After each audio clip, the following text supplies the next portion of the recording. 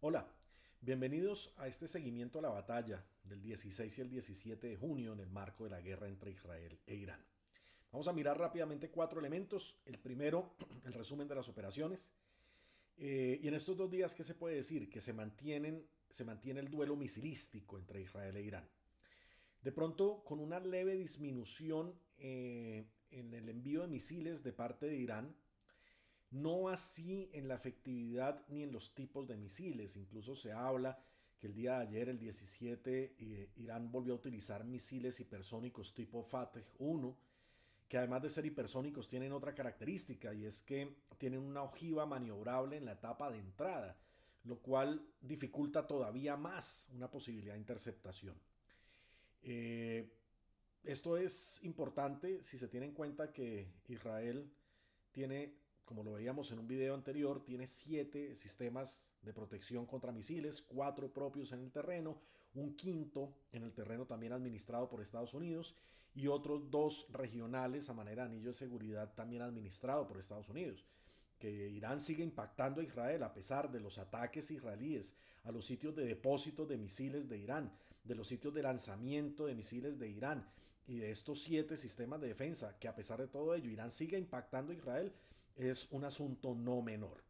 Ahora, de parte israelí, ¿qué ha habido en estos 2 días? De nuevo, ataque de misiles y entrega de armas desde sus aviones que operan con cierta consolidación aérea sobre el cielo iraní, no con total libertad de maniobra, toda vez que las defensas antiaéreas de Irán siguen estando activas. Si vemos los ataques, Israel ha seleccionado 3 paquetes de blancos en estos 2 días o ha continuado con esos 3 paquetes. En primer lugar, instalaciones civiles, gubernamentales, como ministerios, particularmente el de defensa, la Cancillería, y vimos el ataque a la cadena pública de televisión iraní. También en un segundo paquete de blancos, las plantas de enriquecimiento de uranio. Aquí la Agencia Internacional de Energía Atómica ha sido bastante cuidadosa a la hora de entregar detalles. Según la agencia, la planta de Natanz tiene una afectación relativamente importante, no insuperable, pero relativamente importante. No así la planta de Fordow, que es una planta que está construida a 80 metros bajo tierra y que abre un debate interesante, y es que ninguna de las bombas de penetración antibúnker israelíes tiene la capacidad de llegar tan abajo. Tan solo Estados Unidos tiene una bomba que tiene esa capacidad de penetrar estos 80 metros, pero tendría que ser operada exclusivamente por Estados Unidos, toda vez que se lanza solamente desde aviones B-2, que Israel no tiene, obviamente. Entonces pone todavía un poco más de presión al debate. La planta Isfahan también ha sido atacada, no obstante la Agencia Internacional de Energía Atómica ha dicho que no tiene daños importantes, mientras que la planta de Bushehr tiene una afectación intermedia. El tercer paquete de blancos que ha atacado Israel en estos días ha tenido que ver con plantas de procesamiento petroquímico, de refinamiento de gas y de petróleo de parte de Irán. En cuanto a los ataques iraníes a Israel, los ataques se han ampliado al norte.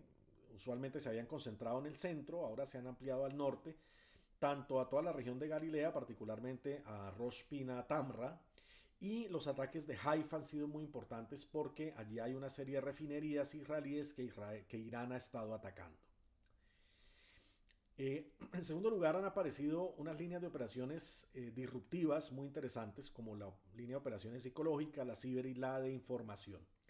En cuanto a la psicológica, hay literalmente una guerra de trinos que buscan generar una inestabilidad social importante. Entonces, por ejemplo, Trump ha trinado con frecuencia y los israelíes han trinado con frecuencia, enviándole mensajes a los habitantes de Teherán, animándolos a que se vayan porque la ciudad va a ser atacada. Sin embargo, Irán responde de la misma forma, trinando a los habitantes de Tel Aviv para que abandonen Tel Aviv porque la ciudad va a ser atacada.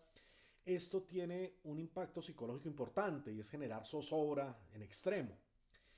El mismo ataque que Israel hizo a la cadena de televisión pública iraní buscaba lo mismo, que los iraníes vieran en vivo e indirecto que era un ataque de un misil y tuvieran pánico colectivo. Dentro de Irán, el objetivo que tiene Israel con estas operaciones psicológicas es generar una inestabilidad social tan grande que ayude al derribo del régimen, que esto es un tema importantísimo que vamos a ver más adelante.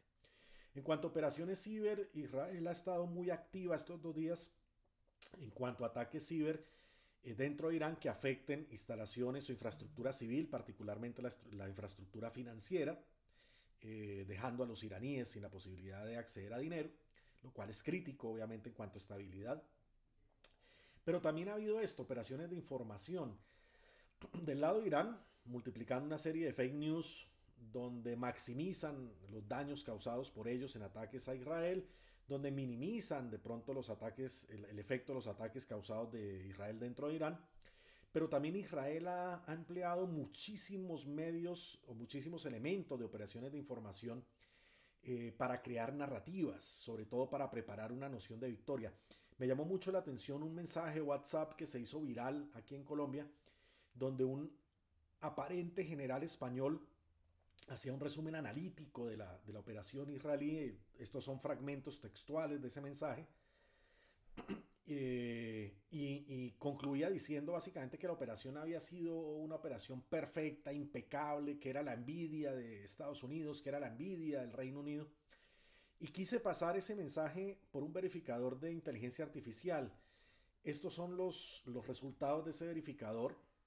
Y claramente lo que sugiere este verificador de inteligencia artificial es que este mensaje no es real, no es auténtico, fue un mensaje construido desde una IA y seguramente editado por un humano, sí, que tenía conocimientos militares, pero que claramente el mensaje es un mensaje hecho artificialmente con el objetivo de generar una narrativa, ¿sí? Esto obviamente encuentra un caldo de cultivo grandísimo entre los fanáticos de lado y lado. Entre los fanáticos iraníes, pues evidentemente recibir un mensaje donde dicen que Irán está indemne, que no le ha pasado absolutamente nada, que Israel está a punto de ser derrotado, pues obviamente cala muy bien dentro de estos fanáticos pro-iraníes. Dentro de los fanáticos pro-israelíes pasa lo mismo.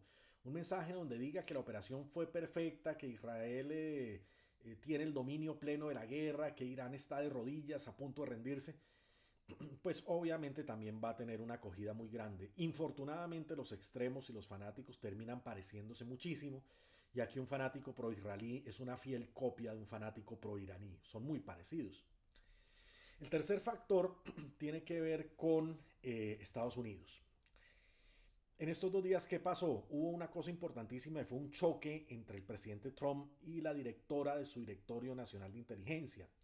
Ella dijo públicamente que la información de inteligencia que tenía su conjunto de agencias, que recordar que el directorio reúne a todas las agencias de inteligencia de Estados Unidos, era que esa información le decía que Irán no estaba ni cerquita de tener un arma nuclear, ni cerquita. Automáticamente Trump respondió diciendo que para él la verdad era que sí, que Irán estaba muy cerca y que esa era la verdad que importaba y que él cerraba la discusión. A los minutos, la directora obviamente tuvo que recular diciendo que ella se sumaba a la visión del presidente Trump en cuanto a la proximidad a un arma nuclear iraní. No sería la primera vez en el Medio Oriente, entre otras cosas, que ocurren cosas de estas. Hay que recordar las famosas armas de destrucción masiva de Saddam, que nunca aparecieron. Yo no quiero defender a Saddam, no es mi propósito. Estoy absolutamente convencido que era un criminal de guerra y era un sádico, pero también es cierto que fue una falacia el argumento de las armas de destrucción masivas de Irak. Entonces, el tiempo lo dirá si estamos de nuevo frente a una falacia o no. De pronto Irán nos sorprende y en cosa de horas lanza un ataque nuclear contra Irán, pero al menos contra Israel, perdón, pero lo que al menos planteaba la directora de la agencia del Directorio Nacional de Inteligencia de Estados Unidos es que todavía iba a tardar cuando menos unos 3 o 5 años en tener hipotéticamente armas nucleares.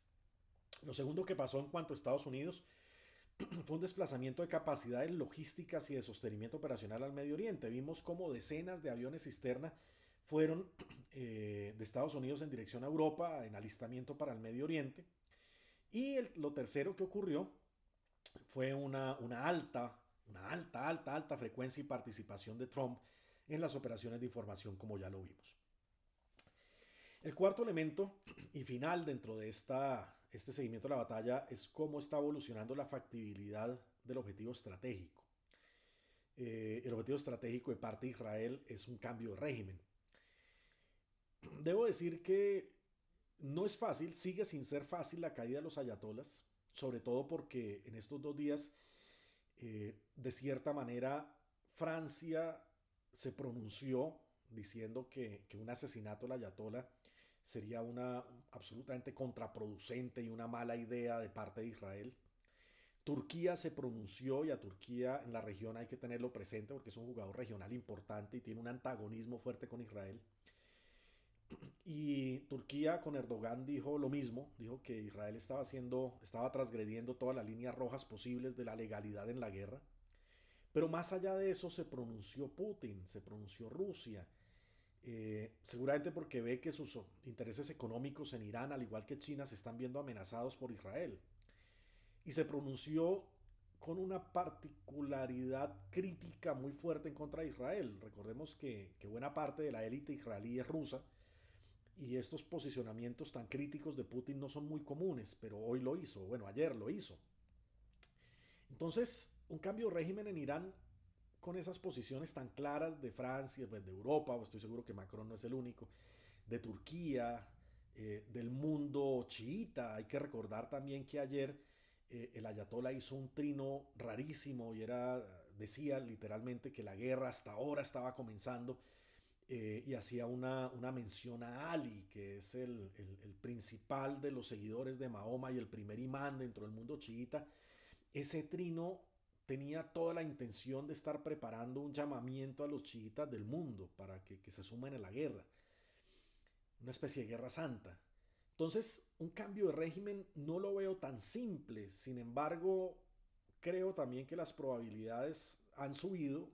Antes, empezando esto, ya unas probabilidades del 90-10, hoy ya voy a unas probabilidades del 60-40 con un cambio de régimen, sobre todo porque en Estados Unidos apareció o reapareció el hijo del Shah, Reza Pahlavi II. Hay que recordar que la revolución iraní se da justamente porque los musulmanes sacan al Shah, eh, porque era un régimen extremadamente corrupto, por una serie de críticas sociales en contra del Shah. Y el Shah se refugia primero en Europa y después en Estados Unidos. Allí muere y su hijo, sin embargo, se mantiene en Estados Unidos, siendo reconocido por muchos sectores como el heredero legítimo al poder en Irán. Muy amigo de Estados Unidos, muy amigo de Israel, y ha estado muy activo públicamente, eh, insistiendo que el poder legítimo le pertenece a él y que él estaría interesado en una especie de monarquía parlamentaria en Irán, reemplazando al ayatollah. Que el hijo del Shah hubiera aparecido quiere decir que seguramente Israel y tal vez dentro de Estados Unidos ya le tienen reemplazo al ayatollah, ¿no? Y esto es un indicador muy importante. Pero, como les digo, el cambio de régimen en Irán no es tan simple. Esperemos qué transcurre en los próximos 2 días, y de nuevo tendremos un seguimiento a la batalla, salvo que algo extraordinario ocurra.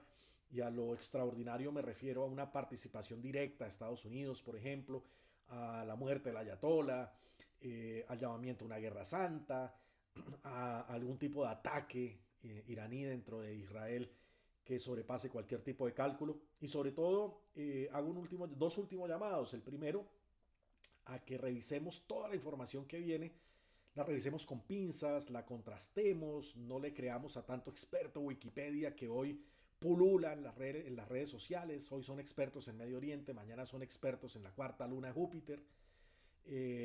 Sobre todo porque, reitero, en una sociedad hiperconectada como esta, la desinformación y las fake news y los neoexpertos aparecen por todo lado. Y la última mención, qué buen momento para estudiar geopolítica y qué buen momento para estudiar estrategia realmente. Estamos en un cambio sistémico, es una gran oportunidad para hacerlo. Muchísimas gracias.